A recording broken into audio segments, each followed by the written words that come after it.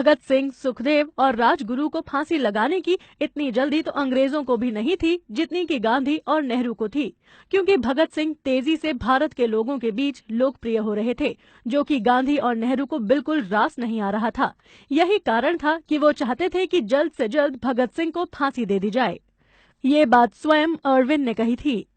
इसके अतिरिक्त लाहौर जेल के जेलर ने स्वयं गांधी को पत्र लिखकर पूछा था कि इन लड़कों को फांसी देने से देश का माहौल तो नहीं बिगड़ेगा। तब गांधी ने उस पत्र का लिखित जवाब दिया था कि आप अपना काम करें, कुछ नहीं होगा।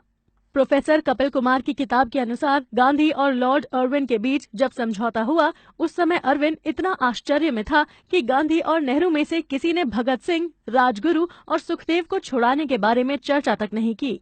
इरविन ने अपने दोस्तों से कहा कि हम ये मानकर चल रहे थे कि गांधी और नेहरू भगत सिंह की रिहाई के लिए अड़ जाएंगे और हम उनकी ये बात मान लेंगे। बनारस हिंदू विश्वविद्यालय के संस्थापक पंडित मदन मोहन मालवीय जी ने 14 फरवरी 1931 को लॉर्ड इरविन के सामने भगत सिंह, राजगुरु और सुखदेव की फांसी रोकने के लिए मर्सी पिटीशन दायर की थी, ताकि उन्हें फांसी न दी जाए और कुछ सजा भी कम की जाए।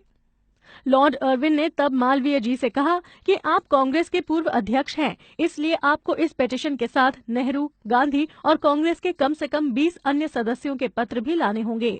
जब मालवीय जी ने भगत सिंह की फांसी रुकवाने के बारे में नेहरू और गांधी से बात की, तो उन्होंने इस बात पर चुप्पी साध ली और अपनी सहमति नहीं दी। इसके अतिरिक्त गांधी और नेहरू की असहमति के कारण ही कांग्रेस के अन्य नेताओं ने भी अपनी सहमति नहीं दी। रिटायर होने के बाद लॉर्ड इरविन ने स्वयं लंदन में कहा था कि यदि नेहरू और गांधी एक बार भी भगत सिंह की फांसी रुकवाने की अपील करते तो हम निश्चित ही उनकी फांसी रद्द कर देते। लेकिन पता नहीं क्यों मुझे ऐसा महसूस हुआ कि गांधी और नेहरू को इस बात की हमसे भी ज्यादा जल्दी थी कि भगत सिंह को फांसी दी जाए।